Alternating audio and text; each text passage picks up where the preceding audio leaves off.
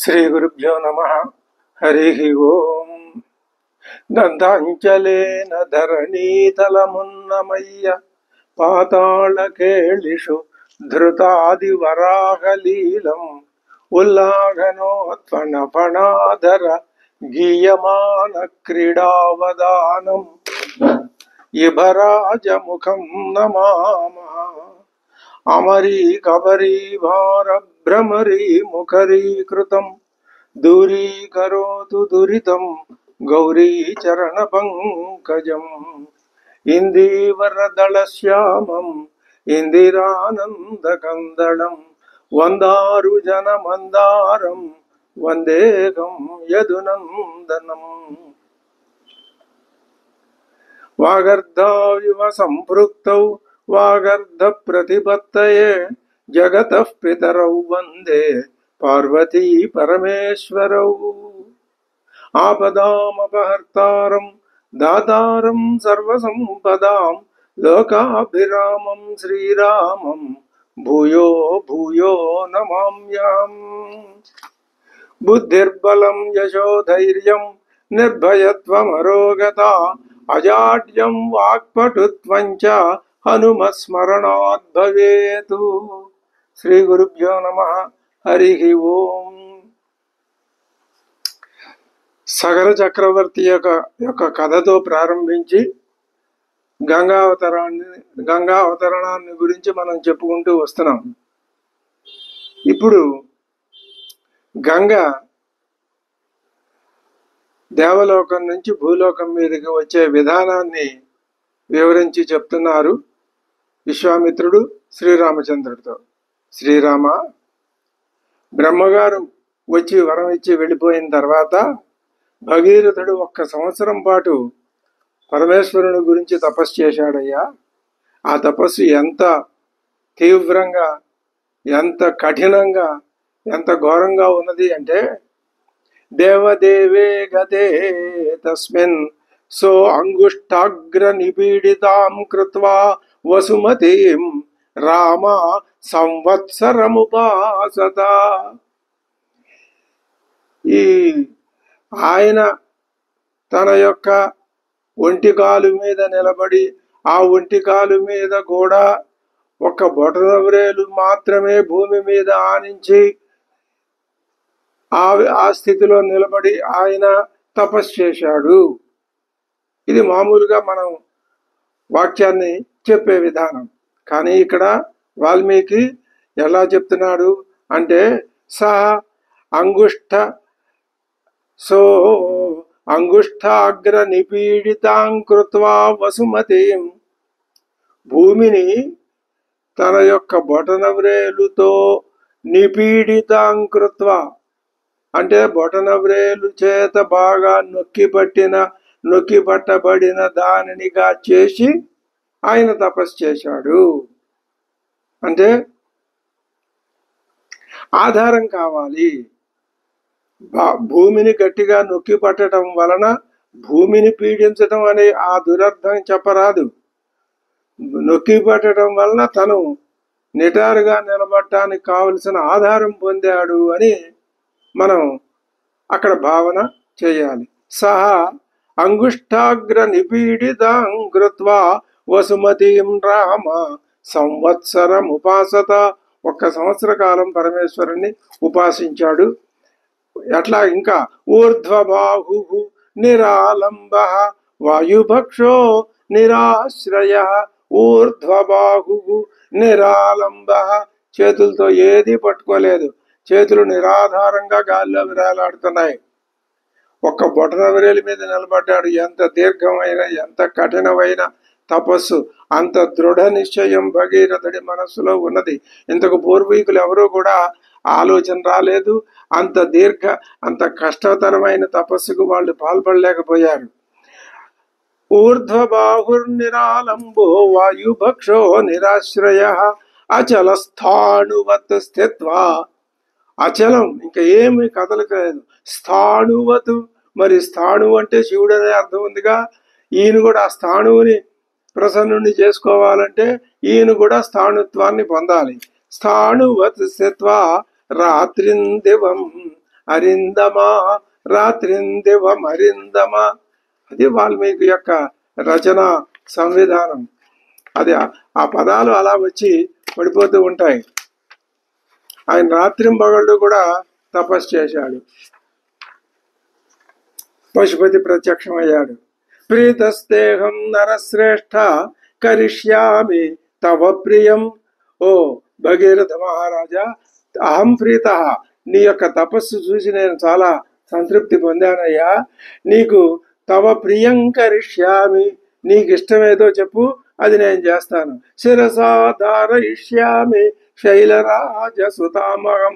ఆయన అడగకుండా ఈయనే వరం ఇచ్చేశాడు. అది శంకరుడు అంటే.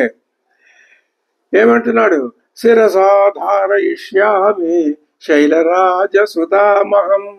నేను గంగానది పైనుంచి కింద పడేటప్పుడు నా తలపై ధరిస్తాను అని చెప్పుకోవచ్చు. ఆ గంగానదిని నేను తల మీద ధరిస్తాను. ఆ పార్వతీదేవిని సగం శరీరం ఇచ్చి గౌరవించాను.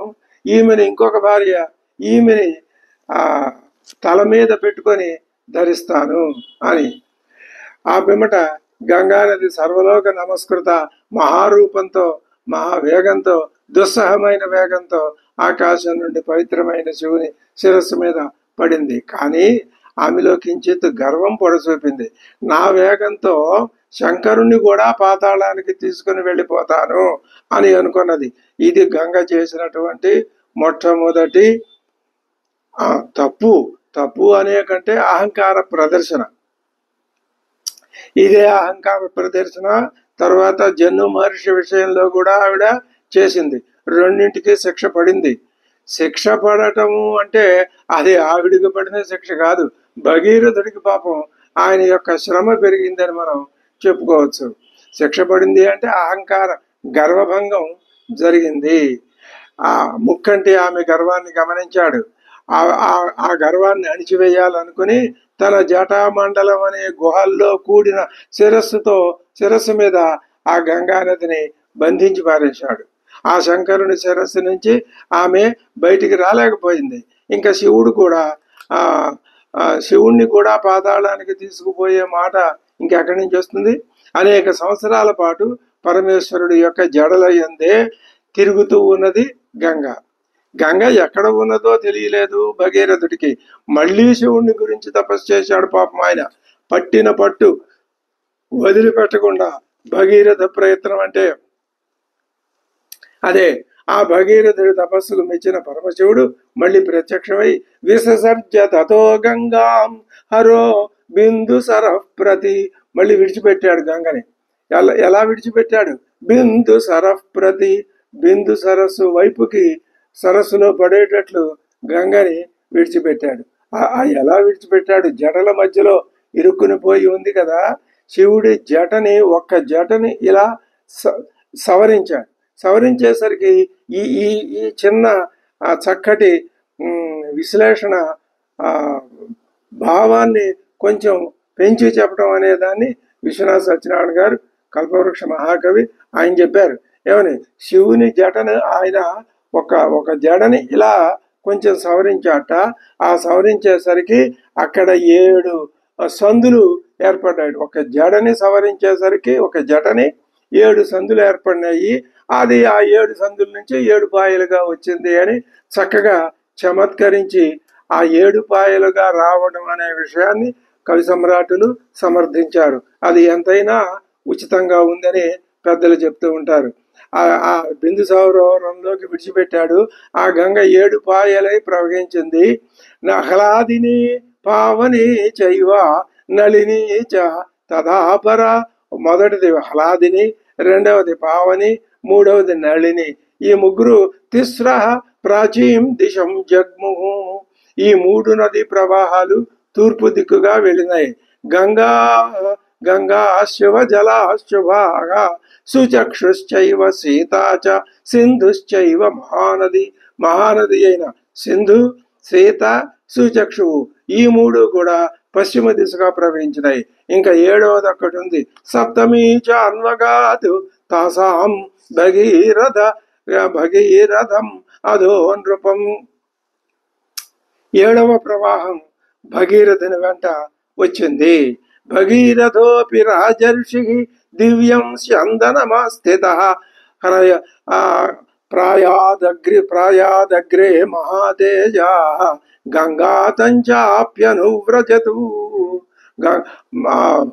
భగీరథుడు ఒక సువర్ణమయమైనటువంటి దివ్య స్యందనం మీద ఆరోహించి ఆయన ముందు పెడుతున్నాడు. గంగ ఆయన ప్రాయాదగ్రే ముందు ప్రయాణం చేసి పెడుతున్నాడు. వెనక గంగ అనువ్రజతు అనుసరించుకుంటూ పెడుతోంది. ఇది గంగా ప్రవాహం. గంగా దేవలోకం నుంచి భూలోకలోకి రావటం అద్భుతమైన దృశ్యం. ముందు రథం మీద భగీరథుడు మహాతపస్వి, కష్టపడి తపస్సు చేసి ఈయన లోకహితం కోసం, తన పితామహుల హితం కోసం, సరే అది ఎలా ఉంచండి, అదే లోకహితంగా పరిణమించింది కదా. ఆ లోకహితం చేసిన ఆ మహానుభావుడు త్రాగునీరు తీసుకొచ్చాడు దేశం మీదకి, లోకంలోకి. ఏది అదే గగనాత్ శంకర శిర తతో ధరణిమాశ్రిత వ్యసర్పత జలం తత్ర తీవ్ర శబ్ద పురస్కృతం. ఇంకా గంగా ప్రవాహం వస్తుంటే తీవ్రమైనటువంటి ఆ జలం యొక్క సంక్షోభం, ఆ సంక్షోభ శబ్దం వస్తూ ఉన్నది. దాంతో మత్స్యాలు, తాబేళ్లు, మొసళ్ళు ఆ ప్రవాహంతో పాటు సాగి ప్రవాహంతో వస్తున్నాయి అవి.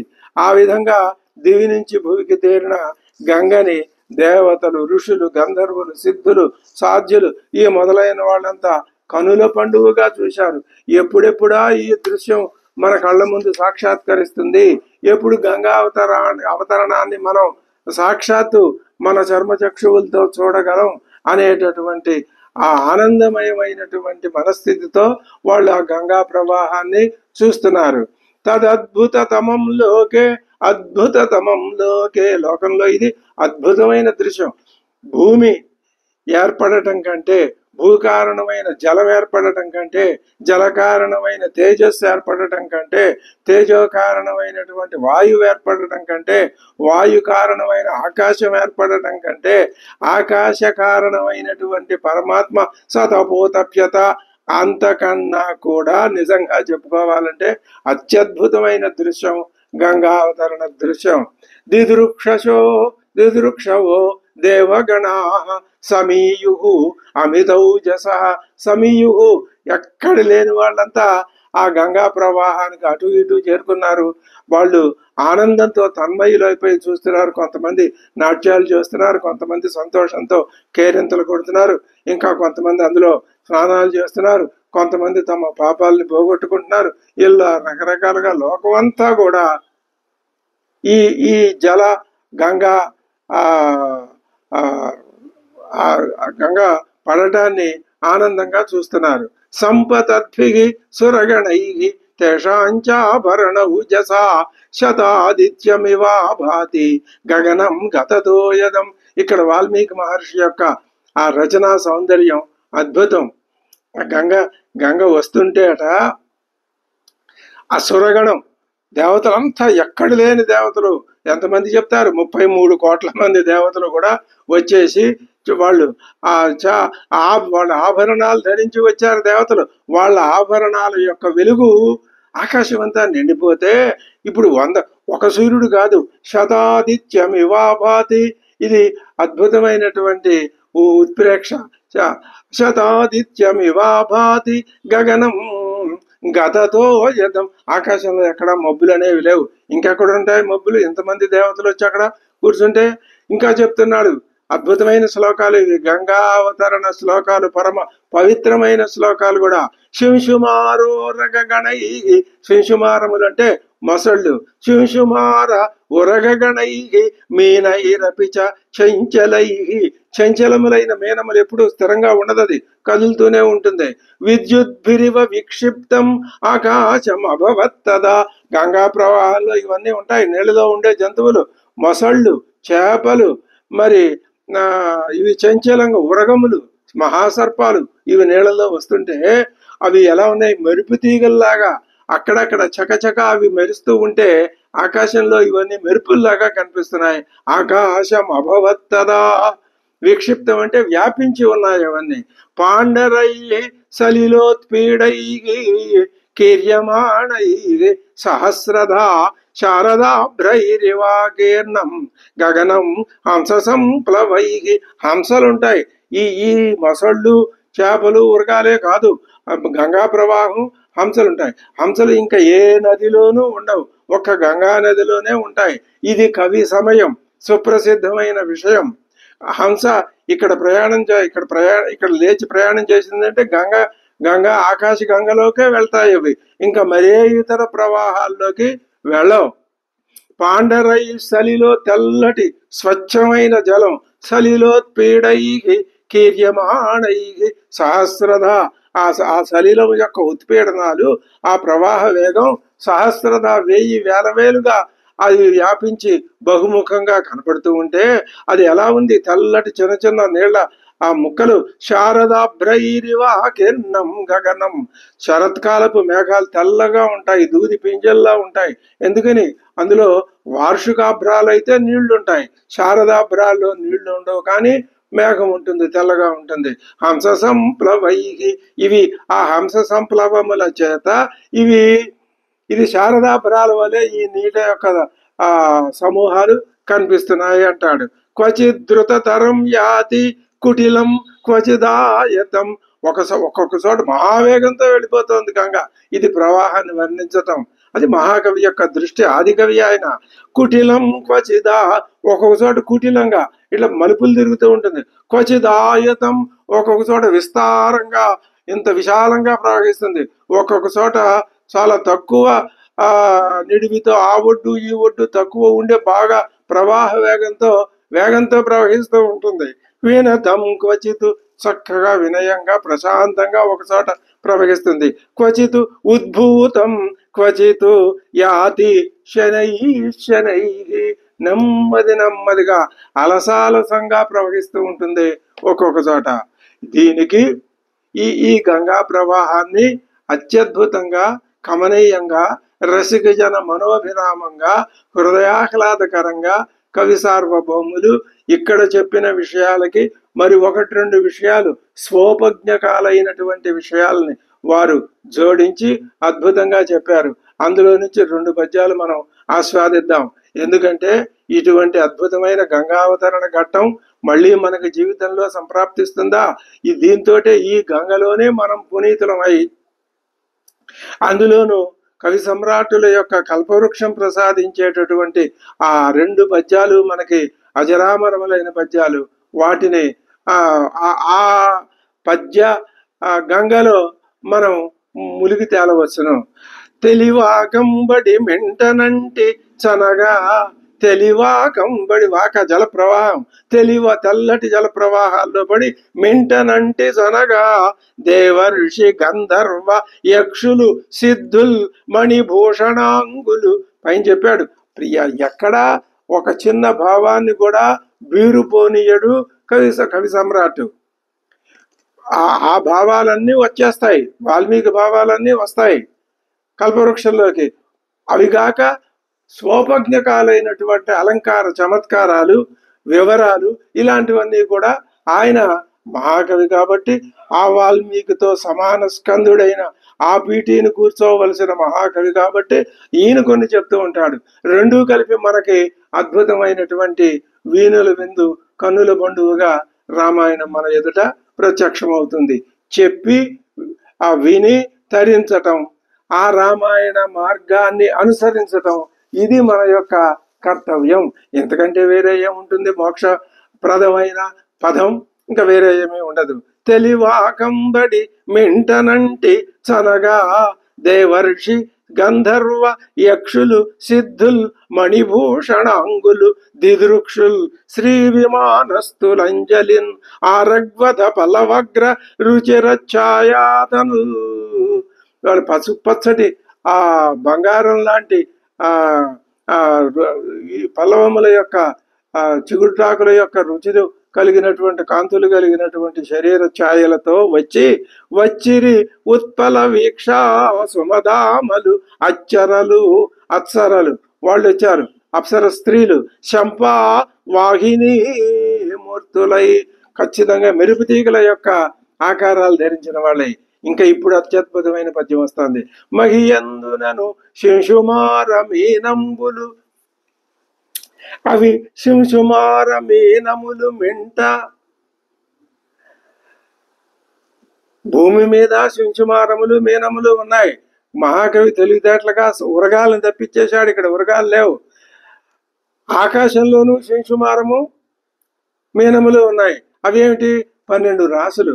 శింశుమారం మకర రాశి ఉంది, మీన రాశి ఉంది. శింశుమారంబులు అవి అవి శింశుమారంబులు మీనములు మింట. అక్కడ ఉన్నాయి, ఇక్కడ ఉన్నాయి. గంగలో అక్కడ గంగలో ఉన్నాయి, అవే కిందకు వచ్చాయి. ఆ గంగలోవే కాక గ్రహాలు కూడా అవి ఉన్నాయి. మహియందున మరాళ మహిత గరుచ్చట. మరాళముల యొక్క మహితగ హంసల యొక్క రెక్కల యొక్క తెల్లటి కాంతులు భూమి మీద ఉన్నాయి. శారదాభ్రంబుల ఛాయమింట. శరత్కాలపు మేఘాల ముక్కల యొక్క ఛాయతో ఆకాశంలో ఉన్నాయి. ఆకాశ గంగలోనూ హంసలున్నాయి, భూమి మీద హంసలు ఉన్నాయి అని చెప్తున్నాడు. మహియందు పాండురాంబశ్చటా సంహతి. భూమి మీద తెల్లటి స్వచ్ఛమైన జలం యొక్క ఆ చటలు కాంతులు. సౌరాంగనా ముఖాబ్జములు మింట. సూర్య సంబంధమైనటువంటి అప్సర స్త్రీల యొక్క ముఖాబ్జములు ఆకాశంలో ఉన్నాయి. దూకి మహినేగు సురగంగ తోడుగాగా తూగ సురలేగు దంచిరి తోడ నది సాగరుని పెండ్లి కూతును సాగనంప. బ్రాతి పుట్టింటి వారెవ్వరు వారు పుట్టింటి వారు వెంట వచ్చినట్లు. వీళ్ళంతా గంగానదిని భర్త దగ్గరికి పంపటానికి, సాగరుడు భర్తే కదా, నదీనాం సాగరో గతికి. అందరూ అన్ని నదులతో పాటు గంగ కూడా సాగరుడే గతి. ఆ సాగరుని వద్దకి పంపటానికి వీళ్ళంతా పుట్టింటి వాళ్ళు వెనక వచ్చినట్టు అని ఆయన చక్కటి ఉత్ప్రేక్ష చేశాడు. సలిలేనైవ సలిలం క్వచిదభ్యాగతం పునః. ఒక నీటి ప్రవాహం ఇలా వస్తుంటే మరొక నీటి ప్రవాహం ఇలా వచ్చి రెండు ఒకదాన్ని ఒకటి అభ్యాగతం బాగా వేగంగా కొట్టుకోవడం వల్ల వ్యరోచత తదాతోయం నిర్మలం గత కల్మషం. ఆ తోయం అంతా గత కల్మషమైనటువంటి ఆ తోయం వ్యరోచత అద్భుతంగా ప్రకాశించింది. తత్ర దేవర్షి గంధర్వాహ వసుధాతల వాసిన భవాంగ పతితం తోయం పవిత్రమివ పస్పృశు. వాడు ఏమి భక్తి భావం! ఆ మహేశ్వరుని యొక్క శరీరాన్ని నుంచి వచ్చింది కదా గంగా అని భక్తితో వాళ్ళు పస్పృశు, వాడు చేతితో తాగుతున్నారు. మరి దాన్ని వాళ్ళు ఆచమిస్తున్నారు, అందులో ములుగుతున్నారు. ఇంకా రకరకాలుగా శాప హతులై దివి నుంచి భూమికి చేరిన వారు కూడా ఈ గంగలో మునిగి మళ్ళీ పాపరహితులై మళ్ళీ స్వర్గం నుంచి పతితుడయ్యాడు. పుణ్యకాలం అయిపోయింది. పడేవాడికి మధ్యలో ఈ గంగా నది ప్రవాహం.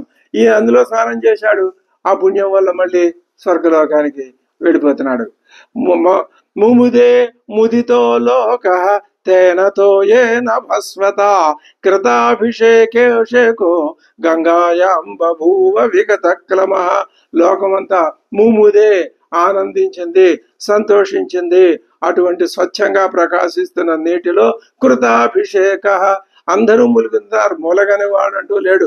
ఆ గంగలో ములగటం ఆనాటి నుంచి ఈనాటి వరకు, నిన్న మొన్నటి కుంభమేళా వరకు ఇదే కదా మానవ జాతిని పునీతం చేసి పవిత్రం చేసి శారీరక శుద్ధితో పాటు సాధించగలిగితే మానసిక శుద్ధిని కూడా ఇచ్చేది ఆ గంగా నదే. కానీ ఆ గంగా ప్రవాహం జన్ను మహర్షి యజ్ఞవాటికని ముంచివేసింది. ఇది గంగ యొక్క రెండవ తప్పు. మొట్టమొదట అక్కడ శంకరుడి మీద అహంకారం చూపింది. ఇక్కడ జన్ను మహర్షి ఆయన యజ్ఞం చేస్తుంటే శృక్సువాలు కొట్టుకుపోయినాయి. ఆయన కోపం వచ్చింది. ఆయన అపివచ్చ జలం సర్వం గంగాయా పరమాద్భుతం.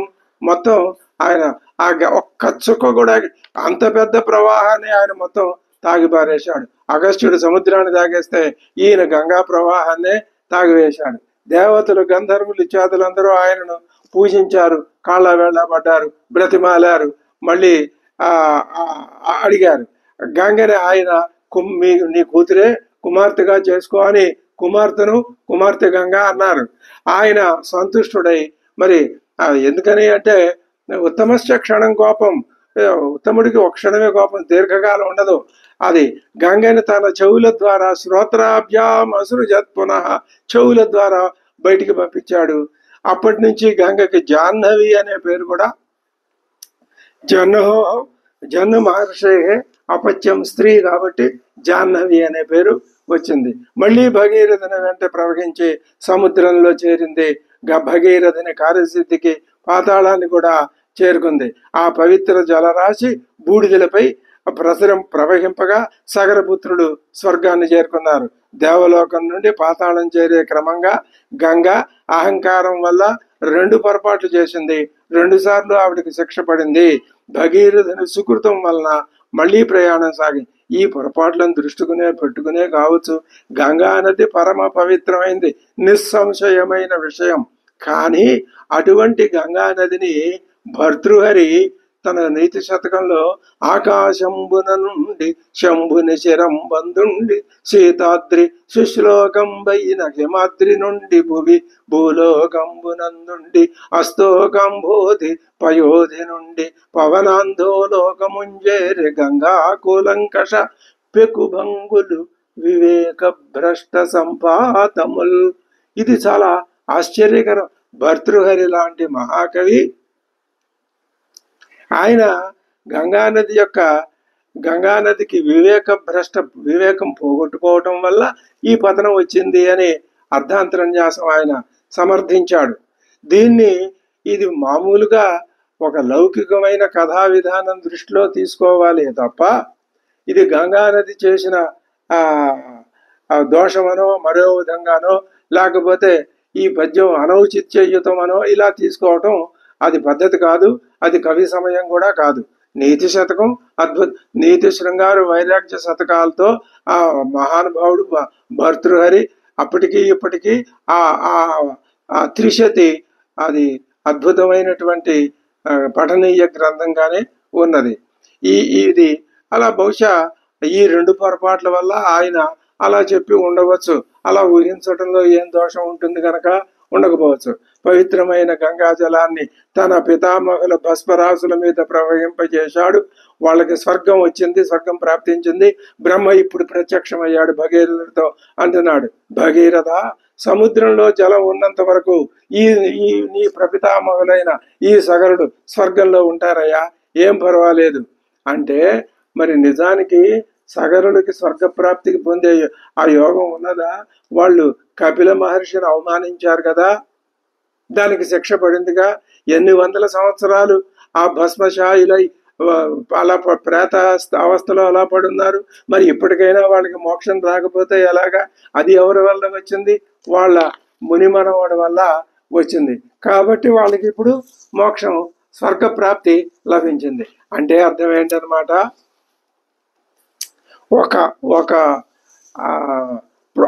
వాళ్ళు త్రవ్వింది కూడా లోకహితం కోసమే. అందులో అహంకారం పొడసూపినా కూడా ఆ లోకహితం అనే భావన ఉంది కదా. కాబట్టి అయినా సరే దానికి శిక్ష వాళ్ళు అనుభవించారు. ఇవాళ దానికి కావలసినటువంటి ఆ బహుమానాన్ని వాళ్ళు పొందారు. ఒక మంచి, ఒక చెడు, ఒక మంచి, ఇది లోకంలో జరుగుతూనే ఉంటాయి. ఇలా సరిపెట్టుకోవాలి. గంగా నీ పుత్రిక అంటున్నాడు బ్రహ్మదేవుడు భగీరథుడితో. నీ కుమార్తె అయ్యా ఈవిడ, నీ పేరు మీద ఆమె భాగీరథి అవుతుంది, నీ కీర్తి శాశ్వతం అవుతుంది, నీకు పుత్ర సంతానం కూడా. అడిగావుగా మొట్టమొదట తపస్సు చేసినప్పుడు నాకు ఆ గంగా నదిని నా వెంట పంపించు అని అడిగావు. తర్వాత నాకు పుత్ర సంతానాన్ని ఇమ్మని అడిగావు కదా. ఇప్పటికి నీకు నీ భగీరథ ప్రయత్నం ఇప్పటికి ఫలించింది. ఇప్పుడు నీకు పుత్ర సంతానం కలుగుతుంది అని ఆశీర్వదించి బ్రహ్మదేవుడు అంతర్హితుడయ్యాడు. శ్రీరామచంద్ర, ఈ విధంగా గంగ త్రిపథగా అయినది. అది దేవలోకం, మనుష్యలోకం, పాతాళలోకం, ఈ 3 లోకాల్లోనూ 3 పదాల్లోనూ ప్రవహించింది కాబట్టి త్రిపథగా అయిన ఆ ఒక్క నది, ఆ గొప్పతనం ఒక గంగా నదికే ఉన్నదయ్యా. సరే, నేను ఇంతవరకు చాలా ఎక్కువ సమయాన్ని వెచ్చించే మీకు ఈ గంగా అవతరణాన్ని, ఈ పవిత్రమైన కథని మీకు వివరించి చెప్పాను. సంధ్యాకాలం దాటిపోతోంది, అది దాటిపోకూడదు కదా, అర్ఘ్య ప్రదానం చేయండి అని వాళ్ళని ఆదేశించాడు. వాళ్ళు అలాగే చేశారు. ఆ రాత్రి వాళ్ళు అక్కడే ఆ గంగకి ఉత్తర తీరంలోనే వాళ్ళు నిద్రించారు హాయిగా.